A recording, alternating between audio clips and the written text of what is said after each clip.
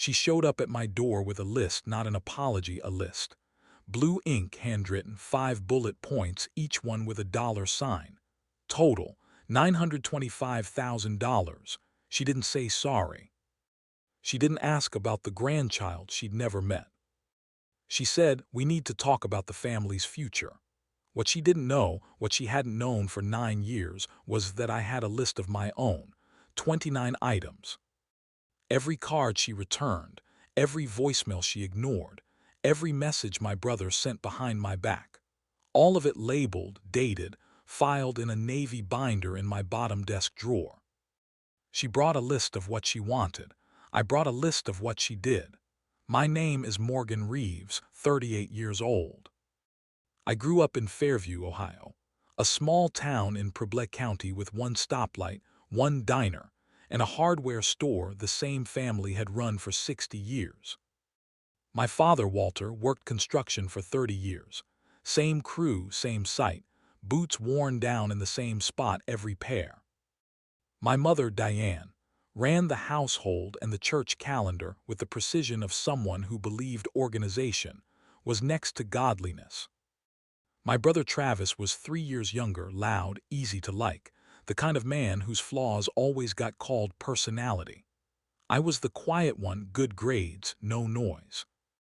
Left for Miami University on a partial scholarship. Came home for holidays. Until the holiday I stopped coming home at all. I met Naomi Price in a statistics class my junior year.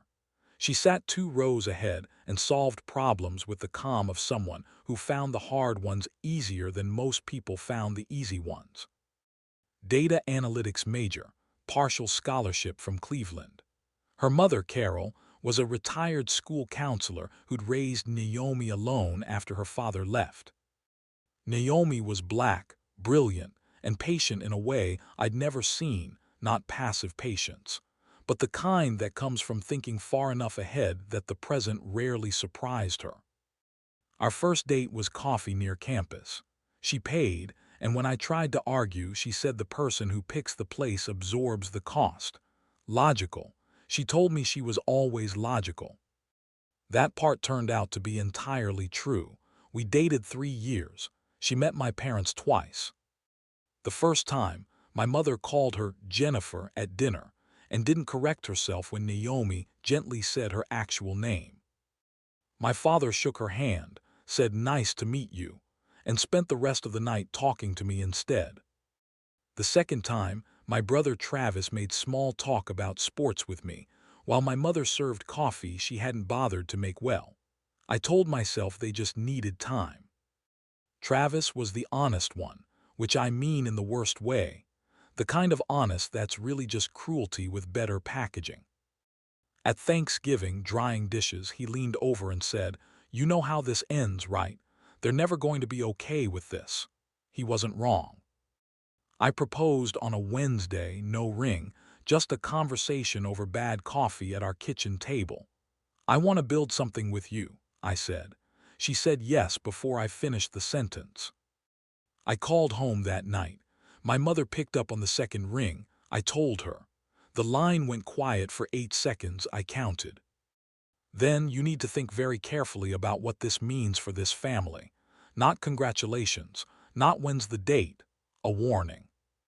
My father got on the extension, cleared his throat, said nothing for 30 seconds and hung up. 2 weeks later, a letter arrived on cream stationery. 3 paragraphs. The last one said, "If you go through with this, you are choosing her over your family. We will not attend. We will not support this. And if you walk down that aisle, do not expect to walk back through our door. She is not one of us, Morgan. She never will be." I read it 3 times. Then I folded it and put it in a folder. Something in me, the part that keeps receipts, told me to hold on to it. I held on. If you've stuck with the story this far, hit that like button and subscribe. It genuinely helps these stories keep reaching people, and I promise this one only gets heavier from here. We got married at the King County Courthouse in Seattle on a Saturday in June. 11 guests, all Naomi's side. Carol flew in from Cleveland with a garment bag and a container of peach cobbler. She held my face in both hands and said, "Welcome to the family, baby," and meant every word. We pushed tables together at a Vietnamese restaurant on Pine Street afterward. Naomi's college roommate gave a toast that made Carol laugh so hard she spilled her water twice. We looked like two people who just done the most important thing of their lives. That night, alone in our apartment, I sat on the edge of the bed looking at $9 grocery store flowers on the dresser, and my hands were shaking. Not from doubt, from a grief with no clean name. I just married the best person I'd ever known, and the two people who raised me hadn't cared enough to show up. A week later, I mailed a card to Fairview.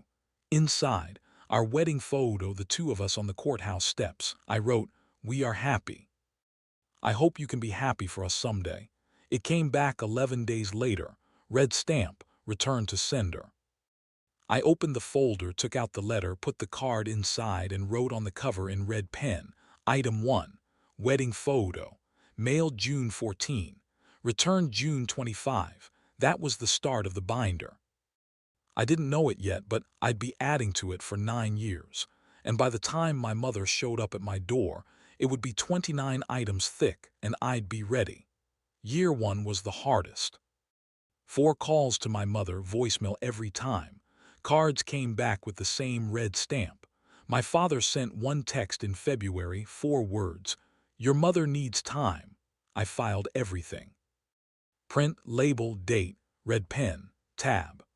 By year 2, Naomi had quit her job to build ClearPath Analytics, a compliance and outcomes platform for hospitals too small to afford a data team. She built it from our spare room with 2 monitors and an $8 whiteboard. I handled operations and contracts. She built the engine. I kept the wheels on. We launched with 3 clients and a server that crashed twice on a Tuesday. Our son Eli was born in March of year 3. Carol flew in the next morning and stayed 2 weeks, rocking him at 3 a.m., teaching him the names of the balcony plants while he slept in her arms. That's what a grandparent looked like. The birth announcement to my parents came back unopened. Items 14 and 15. Travis texted a mutual friend. He chose that life. The kid doesn't have real grandparents on our side.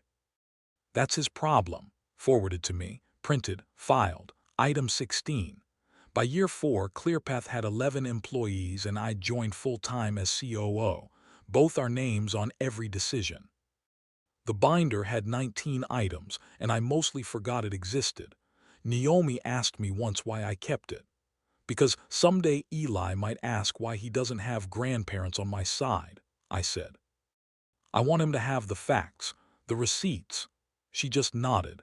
That was Naomi. She accepted what was mine to carry and sat beside me while I carried it. Year 7, ClearPath closed a Series B, $12 million. Post-money valuation $68 million. 2 weeks after the press ran, a friend from high school texted me. "Your mom asked about your wife's company at the diner." Asked what Series B meant. 9 years of silence, and now she wanted to understand the number. That same year I mailed my last birthday card, tucked inside a photo of Eli at his school fall festival, red flannel, face paint, missing his front teeth. On the back I wrote, "He asks about you sometimes. I tell him you live far away." It came back in 9 days, but the envelope had been opened, the flap creased, resealed with a strip of clear tape. Someone had taken the photo out, looked at his face, put it back and sent it away. My father, I was almost certain, had wanted to keep it. She wouldn't let him. Item 23. Birthday card, year 7, opened and resealed, photo viewed, still returned. If I'd known then what year 8 would bring, I might have braced myself differently. I didn't. A friend named Renee got accidentally added to a family group chat and took screenshots before they removed her. 7 pages. She sent me all of it. Travis, his wife's company was valued at $68 million last round. If they IPO, we're looking at $300 million minimum. My mother, "How do we approach this?" Travis, "Make a list. Layer it, make it look like family investment, not a request." My mother. He has more money than this entire town. He can afford to help his family. My father typed once. This doesn't feel right. He never typed again. I sat in the parking lot at Eli's soccer practice and read all of it. My hands were shaking, not from sadness, from clarity. 9 years of silence, a grandson they'd never held, and now that the numbers had changed, they wanted a strategy. I drove home, printed it, filed it. Item 26, coordinated approach confirmed. ClearPath went public that October. Naomi and I held 10%. Net worth on paper, $44 million. It felt like a spreadsheet error someone had typed wrong, except it wasn't.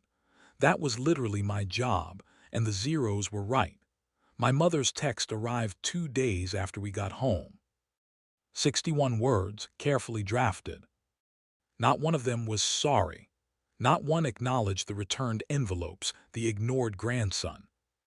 The letter that said, "She is not one of us."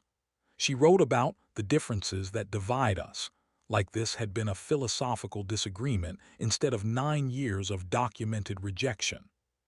I screenshotted it, printed it. Item 29, first contact in 9 years, 61 words, zero apology. Renee called that Friday. She's flying to Seattle next week. Travis helped her book it. I know, I said. What are you going to do? Open the door. I didn't know exactly what her face would do when I set that binder beside her list. But I had 29 items and 9 years of patience. I was ready.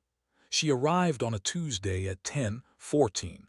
I remember the time because I was drying a mug at the window when the taxi pulled up. Beige cardigan, dark slacks, the pearl earrings she'd worn to church every Sunday since I was 8. She stood on the sidewalk for 30 seconds before coming up the path, taking in the house, the porch, the garden beds. Appraising. That was the right word. The doorbell rang. We stood 3 feet apart. She looked older, more gray, more lines around her mouth. The tiredness of someone who'd carried something heavy for a long time and chosen not to put it down. Morgan, Mom, 4 seconds of silence. I came to talk about the family's future. Not I missed you. Not I was wrong. Not even I love you. The family's future, the same family that had returned her grandson's photo in a resealed envelope. I stepped back. Come in. Not the living room, the kitchen, with the good light and the fridge covered in Eli's drawings and a photo of Carol holding him at the beach, all 3 of them laughing into the sun. I poured water. No coffee. Coffee was for people who were staying. Her eyes caught on that photo and held there. Something moved across her face, guilt, maybe, or jealousy. Probably both. She unfolded her paper. 5 bullet points, blue ink. Retirement fund, $500,000. College for Travis's kids, $200,000. My father's knee surgery, $45,000. Mortgage payoff, $180,000. Monthly support, $3,000. She read each line aloud like a business presentation, then set it on the table. This is what families do. Your father worked his whole life. It's time to give back. $925,000. Not $1 for the woman she'd never met. Not one question about the grandson whose photo she'd sent back sealed in tape. An invoice. That's what it was. I stood, walked to my office and brought back the binder. Navy blue, 3-ring, heavy with 9 years. I set it beside her list. 2 documents side by side. Hers. 1 page, 5 bullets, $925,000. Mine, 29 items, 9 years, 0 apologies received. What is that? You brought a list, Mom. I brought one too. I opened to tab 1 and read it the way I'd read quarterly reports to Naomi's board. No anger, no performance. Item 1. Wedding photo, mailed June 14th. Returned June 25th. I set the envelope on the table, red stamp up. Item 2. Birthday card, returned. Another envelope, same stamp. I laid them out one by one, white rectangles with red ink. Every door I tried to open, sent back unopened. Her mouth opened, closed. I kept going. The voicemail logs. The screenshot of Travis's text about Eli not having real grandparents. The group chat where she'd written that I had more money than the whole town. She flinched at Travis's words. She went rigid at the group chat. You had no right to read that. You had no right to return my son's photo. The kitchen went silent. I reached for item 23, the envelope with the creased flap and the resealed tape, and held it up. This is Eli at his school festival. It came back in 9 days, but someone opened it, looked at his face, and sealed it back up. She stared at the tape. Her jaw tightened. Your father opened it. He wanted to keep it. I made him send it back. Her hands went flat on the table. If I let him keep it, if I let any of it in, I'd have had to admit I was wrong. That I'd lost 9 years for nothing. She stopped, swallowed. For 1 second I saw something real on her face, actual fear. The kind that lives under anger so long it forgets how to come out any other way. Then it was gone, chin up again. But you chose her over this family. I placed her list on the left, the binder on the right. Your list, $925,000, no apology. I tapped the binder. My list. 29 items, 9 years of returned cards, 9 years of a grandson you looked at and put back in an envelope. I didn't write this, Mom. You did. I read the line from her own letter. She is not one of us. I have the original. She had nothing left for that. You didn't come here because you missed me, I said. You came because the numbers changed. She stood, chair scraping the tile. After everything we gave you, raising me isn't a debt. That's what parents do. The garage door rumbled. Naomi walked in, laptop bag, keys, the same flannel she wore to the office. She saw my mother. She saw the binder. She saw me. She didn't say a word. She set her bag down, walked over, put her hand on my shoulder and sat beside me. That was all. No confrontation. Just a woman sitting next to her husband because he needed her there. My mother looked at Naomi, the woman she'd told me to abandon, now a founder who'd just taken a company public at $440 million. Standing there in a flannel shirt with her keys still in her hand. Nothing announcing the number, just a woman, a good woman, right here. My mother stared at Naomi's hand on my shoulder, at the space between us that needed no explanation, and I think she finally understood. I had never needed the family she came from. I'd already built my own. Mom, I said quietly, I'm not going to give you money, not because I can't afford it. Because the second I do, you'll tell yourself the 9 years were just a rough patch instead of a choice. I picked up her list and held it out to her. They weren't a rough patch. They were a choice. Every returned card, every photo of your grandson you looked at and sent back. If you want to know Eli, really know him, not as a line item, it starts with an apology. Not to me, to him. And not today when you actually mean it. She took the list, picked up her suitcase, walked to the door, stopped, opened her mouth, closed it, and walked out. The door clicked shut, not a slam, but the sound of someone who just lost something money couldn't buy back.